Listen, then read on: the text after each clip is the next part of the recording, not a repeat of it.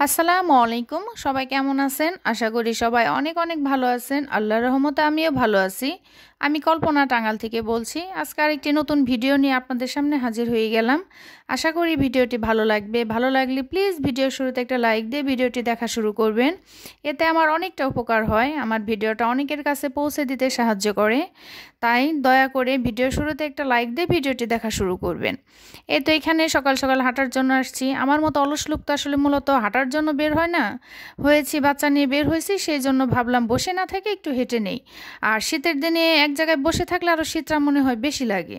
একটু হাঁটাহাঁটি করলে দেখা যায় শীতটা একটু কমই লাগে। সেজন্য মেয়েকে প্রাইভেটে দিয়ে ভাবলাম এই 1 ঘন্টা সময়ের দেখা যাচ্ছে 40 মিনিট একটু হেঁটে নেই। আর আমাদের এখানে টাঙ্গাইলে আদালতপাড়ার এই জায়গাটা তো পুরাই বিখ্যাত। এখানে সকালবেলা হাঁটাহাঁটি, জগিং, ব্যায়াম এ টু জেড সবই চলে, যার যেটা ইচ্ছা। আর বিকেলবেলা এখানে একটু পার্কের মতো আছে, বাচ্চাদের জন্য বিনোদন, মাদের জন্য হাঁটাহাঁটি, গল্প করা, সব দিক দিয়ে পারফেক্ট। খুবই ভালো লাগে এই জায়গাটা। আমি এখানে প্রায়ই আসি হাঁটাহাঁটির জন্য। আমার কাছে খুবই ভালো লাগে এখানে বিকেলবেলা বাচ্চাদের নিয়ে আসলেও বাচ্চারা একটু পার্কের মতো আছে, দোলনা আছে, খেলনা আছে, এগুলোর মধ্যে খেলে মায়েরা হাঁটতে পারে, গল্প করতে পারে। পাশে আবার পিঠারও ব্যবস্থা আছে, পিঠা খাওয়া যায়, ফুচকা খাওয়া যায়, ঝালমুড়ি খাওয়া যায়, সব দিক দিয়ে ব্যবস্থা আছে। এই তো হাঁটাহাঁটি শেষ করে মেয়েকে নিয়ে এখন বাসায় চলে আসছি। বাসায় এসে তো রান্না করতেই হবে। এখানে আজকে আমি রান্না করব ফুলকপি, গাজর, সিম, টমেটো, শসা দিয়ে একটা শুটকি মাছ রান্না করবো। এটাকে মনে হয় চালার শুটকি বলে সম্ভবত।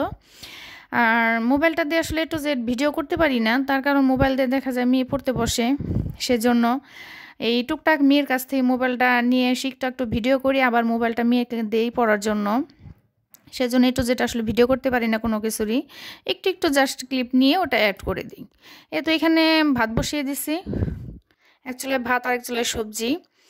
সবজি বলতে শুটকি দিয়ে, শুটকিটা আমার ছোটো মেয়ে খুব পছন্দ করে, আমার কাছেও খুব ভালো লাগে। যখন দেখা যায় মাছ মাংস খেতে ভালো লাগে না, তখন একটু শুটকি রান্না বা একটু সবজি রান্না করলে বা একটু বাটাবাটি তো আসলে করতে পারি না, খেতে পারি। আর ভর্তা করলে খেতে কিন্তু বেশ ভালো লাগে, এতে মুখের রুচিটা একটু চেঞ্জ হয়। তো শুধু শুটকি রান্না করলে তো হবে না, আমার বড় মেয়ে তো এটা খাবেই না। তার জন্য এখন আমি মাছ ভুনা করবো। সে শুটকি পছন্দ করে না, কোনো ভর্তা বাটাবাটি এগুলো কোনো কিছু সে পছন্দ করে না। আমার ছোট মেয়ে আবার শুটকিটা বেছে বেছে খাবে, সে সবজি খুব একটা পছন্দ করে না, কিন্তু জোর করে তাকে একটু সবজি দেওয়া হয়েছে, দিয়ে সাথে শুটকি দিয়ে তাকে ভাত খাওয়াই দিছি। সে আবার মাছ ভুনা খায়নি। আমার 2টা বাচ্চা হচ্ছে 2 কোয়ালিটির। তো কি আর করার, করতে তো হবেই। কারণ যার যার বাচ্চার ভাব সেই ভালো জানে যে কার বাচ্চা কোনটা খেতে অভ্যস্ত, কিভাবে চলতে অভ্যস্ত। এটা কিন্তু আমরা আমাদের বাচ্চাটা আমরা মায়েরা বেশ ভালো বুঝি। তো ওইভাবে আমাদের চলতে হবে, কিছুই করার নেই। তো এখানে এখন আমি মাছটা ভুনা করব জাস্ট শুধু টমেটো দিয়ে। শীতের দিনে কিন্তু টমেটো দিয়ে মাছ ভুনা বেশ ভালোই লাগে। আর এখানে মাছটা ছিল অনেক বড়, 4 কেজির একটা মাছ, বাজার থেকে আমি কাটিয়ে নিয়ে আসছি। কিন্তু ওনারা পিসগুলো এত বড় বড় করে দিচ্ছে যে ওটার ভিতরে আমার মনে হয় মশলা ঠিক করে ঢুকিয়ে না, এরকম মনে হয়। এর জন্য আমার কাছে যেটা বেশি বড় মনে হয় এটাকে আমি মাঝখান দিয়ে একটু কেটে নেই, খাওয়ার রান্নার সুবিধার্থে, খাওয়ার সুবিধার্থে। আর আজকে যেহেতু এখানে আমি কোনো সবজি দেবো না, শুধুমাত্র টমেটো, সেজন্য মাছের পিসটা একটু ছোট করে নিছি। মাছ ভুনাটা একটু ছোট করে করলে আমার কাছে ভালো লাগে। এই তো এখানে শুধু টমেটো দিয়ে আজকে মাছ ভুনা করব। শর্টকাটে রান্না শুটকি মাছ, যেহেতু ভয়েসটা পরে দিয়েছি। শুটকি মাছ রান্নাটা ভীষণ মজা হয়েছে, আমার কাছে খুবই ভালো লাগছে। মাঝে মধ্যে যখন শুধু মাছ মাংস খেতে ভালো লাগে না, তখন একটু ব্যতিক্রম কিছু করার চেষ্টা করি।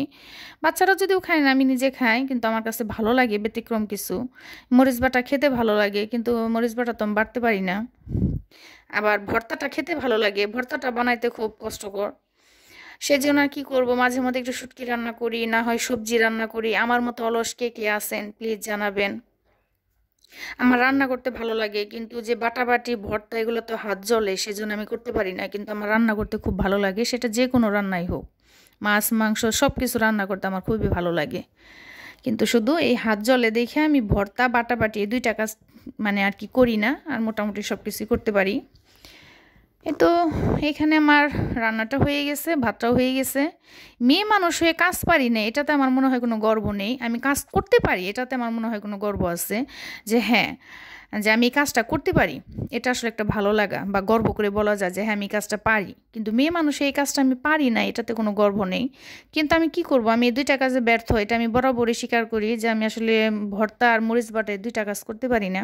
কারণ হাত হাত জ্বলে, হাতের চামড়া খুবই পাতলা, খুবই সেনসিটিভ, হাত জ্বলে, সেজন্য আমি পারি না। আর যেটা পারি না সেটা স্বীকার করতে আসলে লজ্জার কিছু নাই।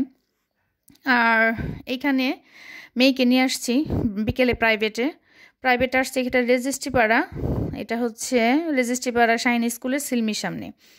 এখানে তো পুরো একটা বাজার বসে গেছে, সেটা মানে বাজার না, সরি, মেলা বসে গেছে। এখানে যে স্কুল কোচিং, সেই জন্য দেখা যাচ্ছে যে নানান কিছু জিনিস নিয়ে আসলে, আর গার্জেনরা আমরাই মনি, যা দেখি আমাদের তাই ভালো লাগে, কিনতে ইচ্ছে করে। সেই জন্য দোকানদাররাও এই সুযোগে যেখানে স্কুল কোচিং সেখানে দোকান দিয়ে বসে একদম মেলার মতো। দেখেন এই পলোটা দেখে মনে পড়ে গেল যে গ্রামগঞ্জে পলো দিয়ে মাছ ধরতো। কে কে দেখছেন কমেন্টে জানাবেন। আমরা যেহেতু গ্রামের মেয়ে, ছোটোবেলায় গ্রামে ছিলাম, এখন হয়তো 15 বছর যাবৎ শহরে থাকি, 15-16 বছর যাবৎ, কিন্তু তার আগে তো গ্রামে ছিলাম। সেই জন্য মানে ওই পলো দিয়ে মাছ ধরাটা দেখেছি। আর এখানে দেখেন আয়নাগুলো অনেক সুন্দর, এখানে মোটামুটি সবই ভালো লাগছে। তবে চুরির আলনাটা খুবই হালকা, আমার দেখে ভালো লাগছিল, এই জন্য হাতে নিছি যে ভাবছি এটা কিনবো। তা চুরির আলনাটা একদম হালকা, এর জন্য আর কেনা হয় না। এখান থেকে মানে টুকটাক ভিডিও করলাম, দেখতে ভালো লাগলো। প্রচুর লোক, কেন যে স্কুলের সামনে বেচা কিনা তো হবেই, পুরো একটা মেলা মেলা বসে গেছে। আর রেজিস্ট্রি পাড়া এই স্ট্রিটটা এটা নতুন হয়েছে, এটা তো আছে মানে বাস স্ট্যান্ডে আছে স্ট্রিট। আর এটা নিচে এখন রেজিস্ট্রি পাড়া। দোকানদার এত চালাক, জায়গায় জায়গায় মানে কেকের দোকান দিয়ে বাচ্চাদের শুধু আকর্ষণে টানে।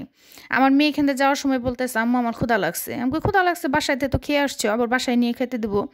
না আম্মু চলো কেক খাই। আমাকে কেক খেলে কি পেট ভরবে? কয় হ্যাঁ ভরবে।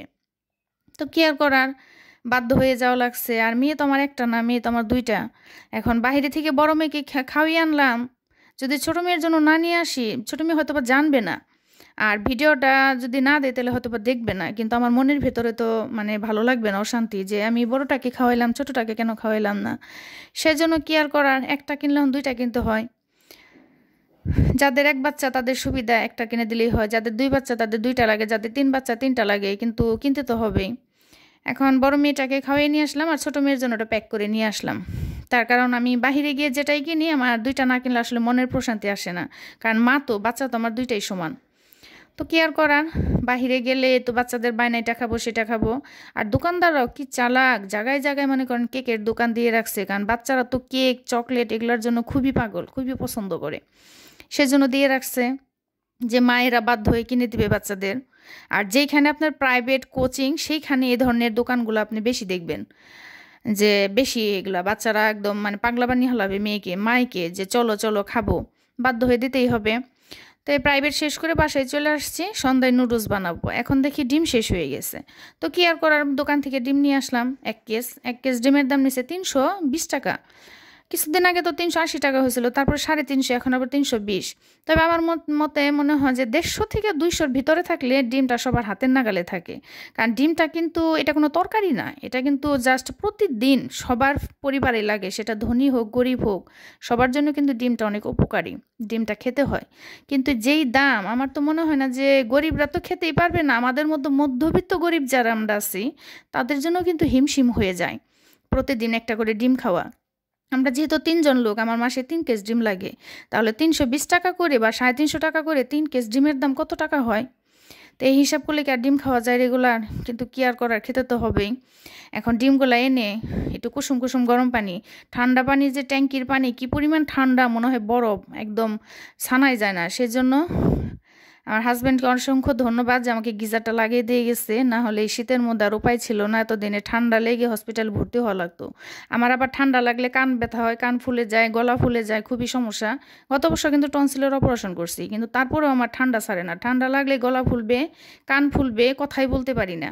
আর আল্লাহর রহমতে আমি এখনও ঠিক আছি, এখন আমার ঠান্ডাটা লাগে নাই, কারণ আমার হাজব্যান্ডে আমাকে গত বছর গিজারটা লাগিয়ে দিয়েছে, তাকে অসংখ্য ধন্যবাদ। এই গিজারের পানি দিয়ে আমি সকাল থেকে সারাদিন টুকটুক করে কাজ করি রাত পর্যন্ত, সেই জন্য হয়তো আল্লাহর রহমতে আমার ঠান্ডাটা এখনও লাগেনি। তো আমার ডিমগুলা ধোয়া শেষ। আগে আমি ডিমগুলা আসলে ধুইতাম না, কিন্তু ইদারিং আপুদের ভিডিওতে দেখি সব আপুরাই ডিমগুলা সাবান দিয়ে একটু ধুয়ে নেয়, সেজন্য ভাবলাম এখন থেকে আমি ওইটা ধুয়ে নিব। তার কারণ মানুষ কিন্তু জন্মে থেকে কোনো কাজ শিখে আসে না, একজনেরটা দেখে আরেকজন শিখে। তেমনি আমি আপুদের কাছ থেকে শিখছি, এখন আমি রেগুলার ডিম ধুয়ে তারপরে রেখে দেবো। এত ডিমগুলা ধুয়ে নিয়েছি, এদিকে আমার নুডলস রান্না হয়ে গেছে। সন্ধ্যা হলেই বাচ্চাদের আবদার কী খাবো কী খাবো, আর একই নুডলস তো আর প্রতিদিন খাওয়া যায় না। এক এক দিন নুডলস দিয়ে এক এক দিন পিঠা, চা, বিস্কিট এই ঘুরিয়ে ফিরে নাস্তা করা হয় আর কি। কিন্তু সন্ধ্যা হলে তো বাচ্চাদের নাস্তা দিতেই হবে, কারণ পড়তে বসে। নাস্তাটা খেয়ে কিছুক্ষণ রেস্ট নিয়ে পড়তে বসবে, রাত 9টা 9:30টার দিকে ভাত খেতে দেবো আর কি। এর জন্য সন্ধ্যার সময় নাস্তাটা দিতেই হয়। এখানে নুডলস রান্না করছি, পাস্তা, সবজি, ফুলকপি, গাজর এগুলা দিয়ে নুডলস রান্না করছি। মেয়েকে দিলাম, এখন আমি নিজে খাবো। আমার কাছে এমনি নুডলস ভালো লাগে না, কিন্তু সবজি দিয়ে নুডলস রান্না করলে খেতে ভীষণ ভালো লাগে। কার কার সবজি নুডলস পছন্দ কমেন্টে জানাবেন। এতে উপর দিয়ে একটা সস দিয়ে নিছি।